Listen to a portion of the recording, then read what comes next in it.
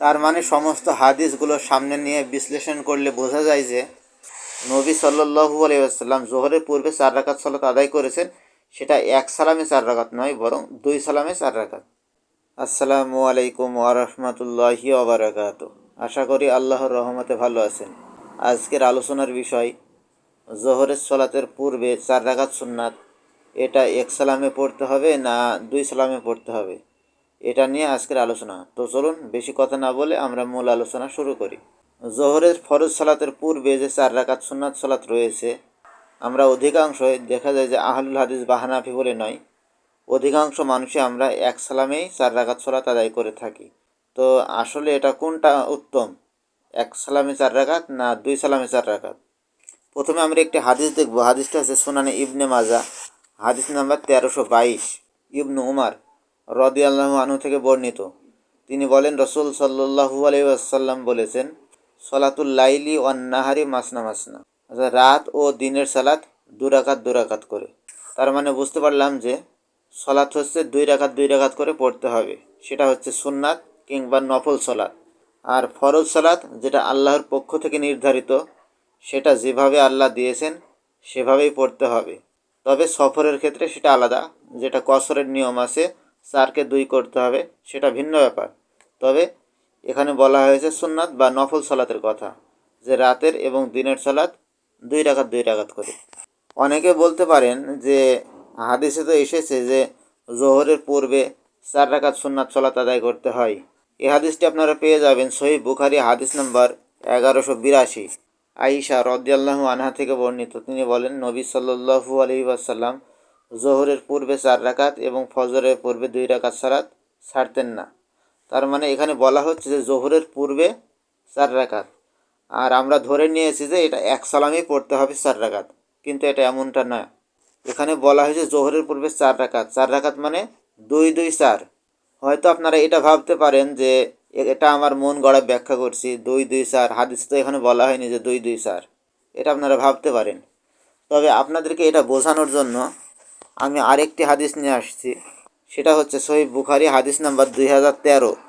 এই হাদিসে বলা হয়েছে আবু সালামা ইবনু আব্দুর রহমান রহমাহুল্লাহ থেকে বর্ণিত, তিনি আয়েশা রাদিয়াল্লাহু আনহাকে জিজ্ঞাসা করেন যে রমজান মাসে রাসূল সাল্লাল্লাহু আলাইহি ওয়াসাল্লামের সালাত কীরূপ ছিল। তিনি বলেন, রমজান মাসে ও রমজান ব্যতীত অন্য সময়ে তিনি রাতে 11 রাকাতের বেশি বৃদ্ধি করতেন না, তিনি 4 রাকাত করে সালাত আদায় করতেন। এই যে এখানে বলা হয়েছে 4 রাকাত, কিন্তু আমরা তারাবির সালাত কয় রাকাত আদায় করি, কয় রাকাত করে আদায় করি? 2 রাকাত 2 রাকাত করে। কিন্তু এখানে বলা হয়েছে 4 রাকাতের কথা, অর্থাৎ 2 রাকাত সালাত আদায় করার পর কোনো বিরতি ছাড়াই সালাম ফিরে আবার 2 রাকাত সালাত আদায় করতেন।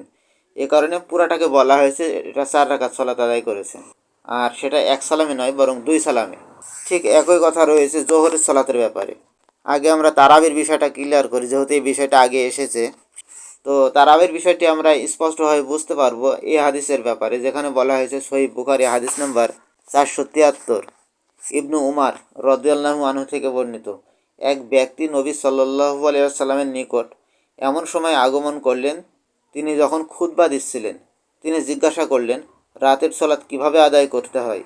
নবী সাল্লাল্লাহু আলাইহি ওয়াসাল্লাম বলেন, 2 রাকাত 2 রাকাত করে আদায় করবে, আর যখন ভোর হবার আশঙ্কা করবে তখন 1 রাকাত আদায় করবে। এই হাদিস দ্বারা স্পষ্ট বোঝা যায় যে রাতের সালাত 2 রাকাত 2 রাকাত করে। ওখানে 4 রাকাত বলা হয়েছে ঠিক আছে, কিন্তু আদায় করতে হবে 2 রাকাত 2 রাকাত করে। যেভাবে বলা হয়েছে জোহরের সালাত 4 রাকাত, কিন্তু আদায় করতে হবে 2 রাকাত 2 রাকাত করে। এখন আপনাদের প্রশ্ন আসতে পারে, জোহরের সালাত তো ওখানে 4 রাকাত বলা হয়েছে, 2 রাকাত 2 রাকাত করে আদায় করতে হবে, এ ব্যাপারে দলিল কোথায়? এই হাদিসটি আপনারা পেয়ে যাবেন সহিহ বুখারী হাদিস নাম্বার 1180। ইবনু উমার রাদিয়াল্লাহু আনহু থেকে বর্ণিত, তিনি বলেন, নবী সাল্লাল্লাহু আলাইহি ওয়াসাল্লাম হতে আমি 10 রাকাত সালাত আমার স্মৃতিতে সংরক্ষণ করে রেখেছি। জোহরের পূর্বে 2 রাকাত, পরে 2 রাকাত। এখানে বোঝা যাচ্ছে যে জোহরের পূর্বে 2 রাকাত। যদি এক সালামে 4 রাকাত হতো তাহলে আল্লাহর নবী সাল্লাল্লাহু আলাইহি ওয়াসাল্লাম এখানে 2 রাকাত পড়তেন না, একবারে 4 রাকাত পড়তেন। কিন্তু না, সালাতের নিয়মটা হচ্ছে 2 রাকাত 2 রাকাত করে। এ কারণে আল্লাহর নবী এই জায়গাতে 2 রাকাত সালাত আদায় করলেন। আবার অন্য অন্য হাদিসে এসেছে তিনি 4 রাকাত পড়েছেন। তো 4 রাকাত তিনি কীভাবে পড়েছেন? এখন ঠিক যেভাবে পড়লেন ঠিক ওইভাবেই পড়েছেন। 2 রাকাত, তারপর সালাম ফিরিয়ে আবার 2 রাকাত, এরপর ফরজ সালাত আদায় করেছেন, তারপর আবার 2 রাকাত। এখন আমরা স্পষ্টভাবে বুঝতে পারলাম যে সমস্ত হাদিসগুলো একসাথে দেখলে বোঝা যায় যে জোহরের সালাতের পূর্বে যে 4 রাকাত সালাত রয়েছে সেটা এক সালামে নয়, বরং 2 সালামে পড়তে হবে। জোহরের ফরজ সালাতের পূর্বে 4 রাকাত সুন্নাত কীভাবে পড়তে হবে এ ব্যাপারে আমরা 2জন সালাফি আলমদের মতামত দেখব। প্রথমে আমরা দেখব ইমাম নববী রহমাহুল্লাহ বলেন, জোহরের আগে 4 রাকাত সুন্নাত 2 সালামে পড়া উত্তম, অর্থাৎ 2 রাকাত তারপরে আবার 2 রাকাত। তিনি এই কথাটি বলেছেন তার একটি কিতাব শারিহ মুসলিম, এই কিতাবের মধ্যে তিনি এই ফতোয়াটি উল্লেখ করেছেন। এরপর ইবনুল কাইয়িম রহমাহুল্লাহ বলেন যে নবী সাল্লাল্লাহু আলাইহি ওয়াসাল্লাম সাধারণত নফল সালাত 2 রাকাত করে সালাম ফিরাতেন। জাদুল মাদ, খণ্ড নম্বর 1, পৃষ্ঠা নম্বর 312। তার মানে সমস্ত হাদিসগুলো সামনে নিয়ে বিশ্লেষণ করলে বোঝা যায় যে নবী সাল্লাল্লাহু আলাইহি ওয়াসাল্লাম জোহরের পূর্বে 4 রাকাত সালাত আদায় করেছেন, সেটা এক সালামে 4 রাকাত নয়, বরং 2 সালামে 4 রাকাত। অর্থাৎ আপনাকে যদি কেউ জিজ্ঞেস করে যে আপনি তারাবির সালাত কত রাকাত আদায় করেন, আপনি কি বলবেন? আপনি বলবেন আমি 8 রাকাত আদায় করি। এই 8 রাকাত আদায় করেন ঠিক আছে, কিন্তু এক সালামে তো আর 8 রাকাত নয়, বরং 2 রাকাত করে 8 রাকাত আদায় করেন। ঠিক এভাবে বলা হয়েছে জোহরের পূর্বে তিনি 4 রাকাত সালাত আদায় করতেন। তার মানে এই নয় যে তিনি এক সালামে 4 রাকাত আদায় করতেন, বরং সেটা 2 রাকাত করে আদায় করতেন। তাহলে আমরা মোটের পরে সমস্ত হাদিসগুলো থেকে বিশ্লেষণ করলে পাই যে তিনি জোহরের পূর্বে 4 রাকাত সুন্নাত সালাত পড়েছেন, তবে এক সালামে 4 রাকাত নয়, বরং 2 সালামে 4 রাকাত।